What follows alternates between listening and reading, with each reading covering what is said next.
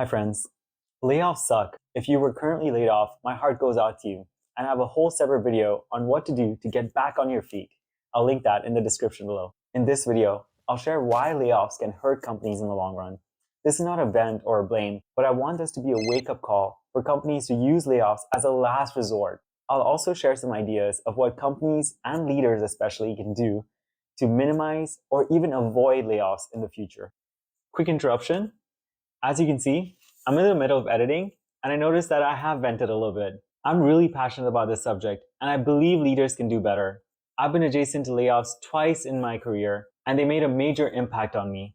So in addition to this being an informational video, which is mostly based on my experience and some data, I've also shared some feelings. Okay, back to the regular programming. First, let's discuss why layoffs have happened, or may happen. Sometimes layoffs may be inevitable. A product may not be as successful as we had hoped.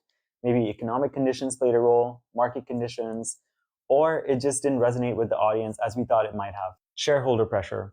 This is when there's pressure from shareholders to meet the projections that the company had set previously. This may mean cutting costs drastically to meet those projections so that the stock price is not impacted.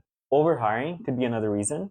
This is where companies, instead of taking a long-term horizon, think about the short term and hire employees in a large number to meet the current or potential demands of the marketplace. So what is the impact of layoffs on the company? For the employees who weren't laid off, there could be an erosion of trust with the company.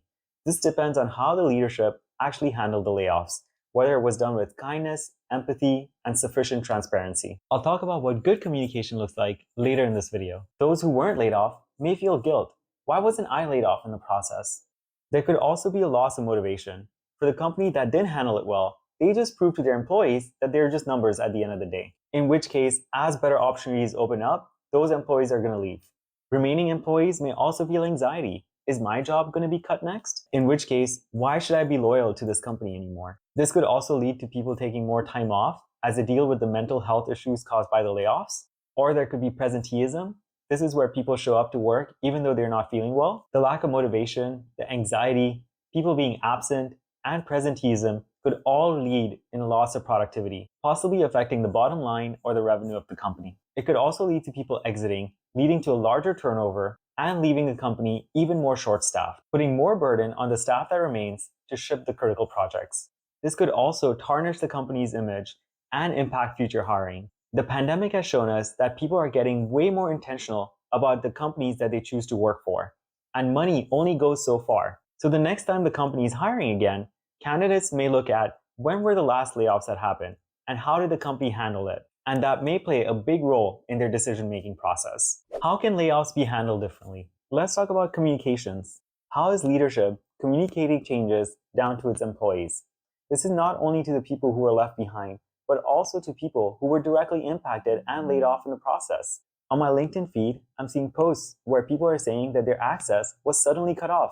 Some people had their access cut while they were on a business trip, or even worse, when they were on a parental leave. Wow, I know there are reasons for this, but it could have been handled better, don't you think? Does this show empathy and kindness by employers who tout themselves to be employee first and best places to work? Instead, communicate with empathy and kindness and provide as much transparency as legally possible. Your employees shouldn't find out more about layoffs from external sources than they do from internal announcements.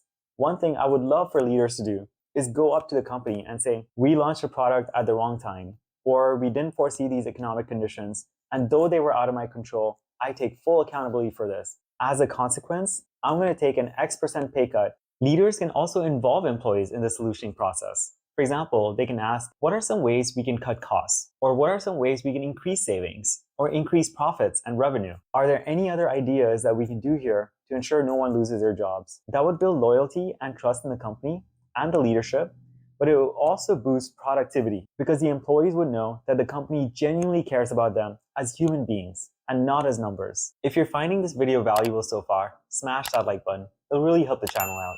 What are some ways to minimize layoffs or avoid them altogether? Hire with long-term thinking in mind. When you're hiring for a role, don't just think about what is the current need.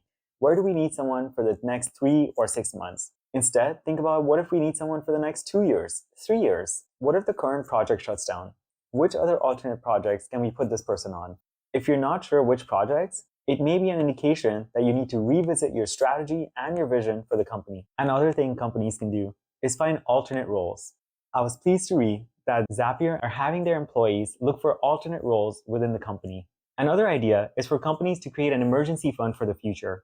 So when the company is doing really well, set aside some money in this fund for those tough times that may happen in the future. When tough times do happen, not only can you retain your employees and continue operations, but it also gives you a longer runway to think and respond thoughtfully. If you were laid off recently, I have 9 ideas on what you can do to get back on your feet.